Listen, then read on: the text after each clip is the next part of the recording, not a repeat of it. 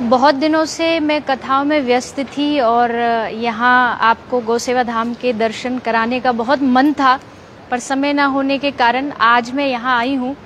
तो चलिए गौसेवा धाम की एक छोटी सी झलक आपको कराते हैं। अभी प्रेजेंट में क्या सेवाएं चल रही हैं वो दिखाते हैं, क्या हो रही हैं, क्या होने वाली है, उस सब पर छोटी छोटी चर्चा करते हैं। तो आओ सबसे पहले यहीं से शुरुआत करते हैं।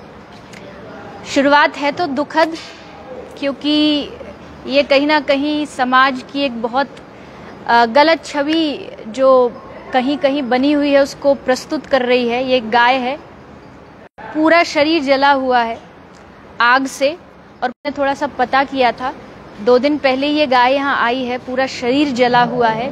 क्या क्या बीमारियां हैं, क्या क्या रोग हैं, क्या दवाइयाँ दी जा रही हैं, इस सब पर मैं एक वीडियो भी बहुत जल्द आप सबके बीच में लेकर के आऊंगी, ताकि आप सबको डिटेल पता चले क्या होता है और क्या होना चाहिए, क्या समाधान है, वो सब चीज़ें उस वीडियो में आपको बताई जाएंगी। तो यहाँ ये हमारा ओपीडी सेक्शन है, जहाँ रोज़ गाय आती हैं, घरेलू जो गाय आती हैं वो भी यहाँ दिन दिन में आती है, और आकर के कई गाय ऐसी होती है छोटी मोटी बीमारी होती है तो ठीक करके उनको वापस भेज दिया जाता है। ये है ऑपरेशन थिएटर। यहाँ से हम ऑपरेशन थिएटर में एंट्री कर रहे हैं। जो भी ऑपरेशन गौसेवा धाम के होते हैं गौ माताओं के, वो सारी सर्जरियाँ यहाँ पर होती हैं। अभी भी एक सर्जरी चल रही है, मतलब ट्रीटमेंट चल रहा है कुत्ते का। तो ये भैया आपका कुत्ता है, घर का, घर पे रखते हैं आप इसे? तो ये कोई भैया है, घर से लाए हैं, ये घर से आया हुआ डॉग है, और ड्रिप चढ़ाई जा रही। परेशानी क्या है? Parvo virus infection. Parvo virus infection. अच्छा, तो सिर्फ ड्रिप चढ़ाएंगे आप? हाँ, इंजेक्शन डाल देते हैं, इंजेक्शन देते हैं ना ड्रिप के द्वारा। क्या होता है पार्वो वायरस? ये इन्फेक्शन होता है जिसमें एनएस के रास्ते लेटरिन में ब्लड आना, वॉमिटिंग करना, इन्फेक्शन होता है। पायरो वायरस में ब्लड आता है पूरे शरीर से, मतलब हर क्षेत्र से शरीर से ब्लड निकलता है, प्लस इसको कुछ भी नहीं खिलाएंगे, केवल ड्रिप देंगे। अच्छा, तो आप आज ही लाए हो? कल भी लेके चले गए, फिर आज लाए हो? तो ये यहाँ ट्रीटमेंट चल रहा है। ये गौ माता की यहाँ पर बेड है, जो भी सर्जरी होती है गौ माता की यहीं पर होती है। ये सारे उनके इक्विपमेंट्स हैं, ये आर्टिफिशियल लेग्स हैं, यहाँ पर छोटी छोटी सारी जो भी ज़रूरत की चीज़ें, जैसे यहाँ पे गौ माता का कई बार पैर फ्रैक्चर हो जाता है तो रॉड डलती है स्टील की, जो ह्यूमंस में डलती है। यहाँ पर ये देखो छोटे छोटे बछड़े हैं, एक के प्लास्टर लगा हुआ है, जो दूसरा है वो 3 पैर पर धीरे धीरे चल रहा है। तो ये छोटे छोटे बछड़े हैं, इधर उधर आते रहते, घूमते रहते हैं। ये हमारे हॉस्पिटल की एक बहुत ही अच्छी जगह है, एक्सरे मशीन, क्योंकि ये सुविधा बहुत कम जगह पर उपलब्ध हो पाती है कि आप एग्जैक्टली एक्सरे से देख सकें कि गाय के शरीर में क्या रोग है, क्या परेशानियां हैं। इसका होना बहुत ज़रूरी था।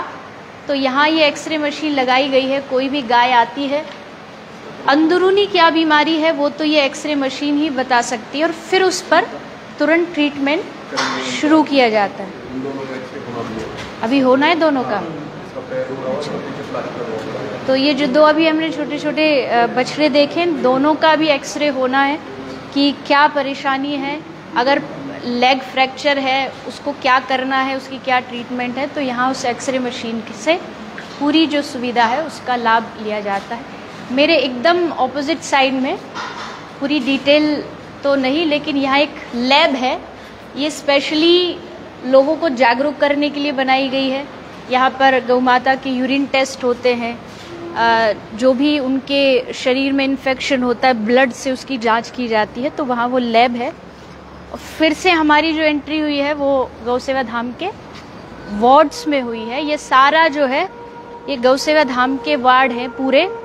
आईसीयू वार्ड है, कैंसर वार्ड है, अंधी गौ माता वार्ड है, गौ पालन का वार्ड है, एक जनरल वार्ड भी है जहाँ बहुत आमतौर पर जो बीमारियाँ होती हैं वो होती हैं, और उससे आगे 3 पैर वाला गोवंश जो वार्ड है वो है। और ये जो आप देख रहे हैं एक मशीन रखी है यहाँ पर बीच में, जो ज़्यादातर आप किसी बड़ी कंपनियों में देखते होंगे सामान को उठाने के लिए एक जगह से दूसरी जगह ले जाने के लिए, लेकिन यहाँ इस मशीन का गायों के लिए उपयोग होता है।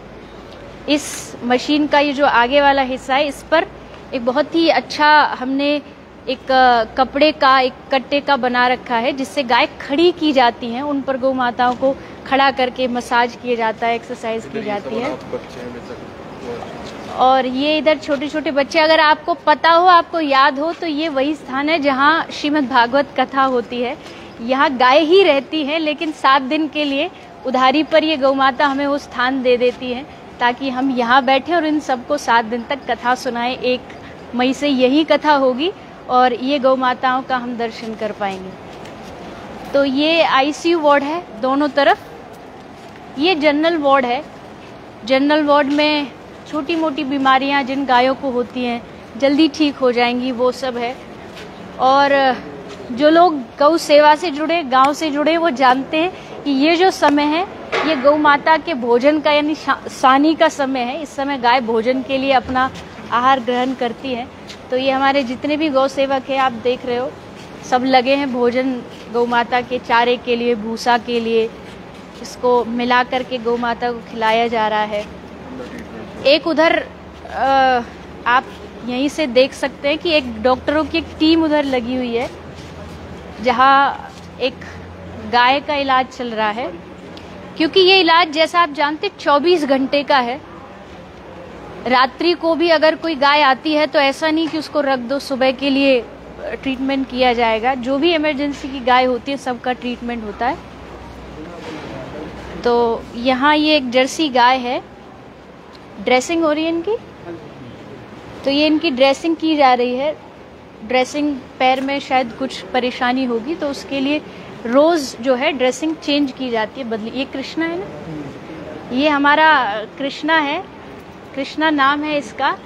ये जो भी गौ माता से जुड़ा हुआ जो भी काम करना होता है, कई बार भूसा लाना होता है तो बैलगाड़ी में इसका उपयोग होता है। छोटे छोटे बच्चे आते हैं, बैलगाड़ी पे बैठते हैं और इसके साथ खूब खेलते हैं।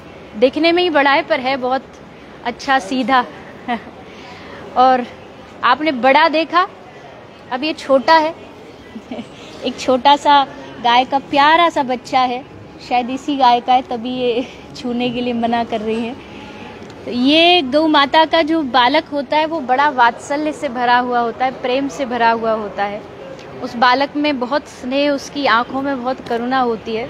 कभी कभी आपको समय मिले तो जाया करिए, थोड़ा घर से निकला करिए, अपने आसपास की किसी भी गौशाला में ऐसे छोटे छोटे बछड़ों को जा कर के थोड़ा सा प्यार करिए, दुलार करिए, उनके साथ खेलिए। अगर आप दूसरे पशुओं के साथ खेल सकते हैं तो गौ माता के बालकों के साथ क्यों नहीं, उनके साथ भी खेलिए।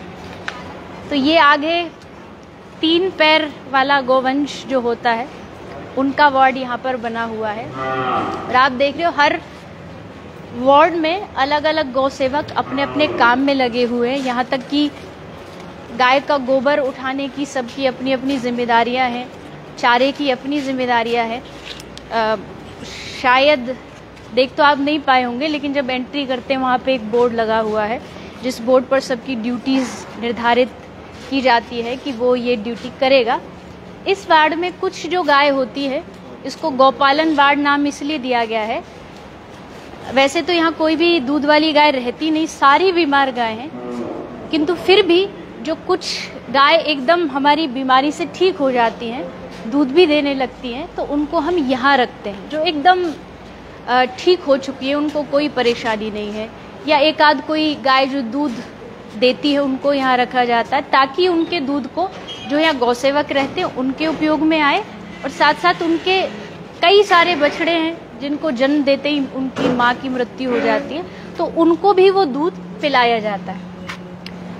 तो ये एक वार्ड है जो पुराना वार्ड है, इससे बाहर हम अब आ गए, ये दूसरा वार्ड है।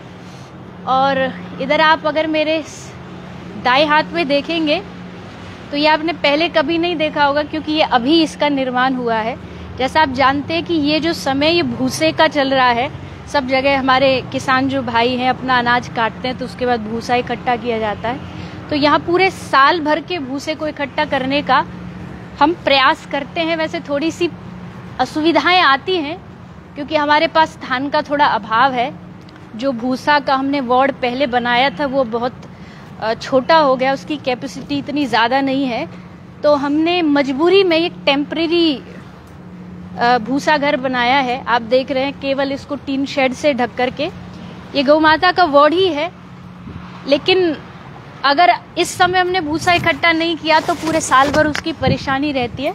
तो इसलिए इमरजेंसी में इसी को हमने भूसा घर बना करके इसमें सारे भूसे का स्टॉक यहाँ भी कर रखा है। एक भूसा वार्ड है उसमें भी है और यहाँ से बाहर भी जो थोड़ा सा स्थान है उस पर भी भूसा रखा गया है। ये वार्ड ज़्यादातर काम आता है दिन के लिए। यहाँ जो गाय भीतर हमारे मेन वार्ड में बंधी होती है उनको बाहर लाया जाता है ताकि अंदर के वार्ड की साफ सफाई सब हो सके। दिन में यहाँ रहती है और 3-4 बजे जब इनके भोजन का समय होता है तब धीरे धीरे इनको अंदर ले जाया जाता है। तो ये आरंभ से लेके आगे यहाँ सीधा अगर आप देखेंगे तो सीधा हाईवे है और ये वही हाईवे है जब आप दिल्ली से वृंदावन जाते हैं।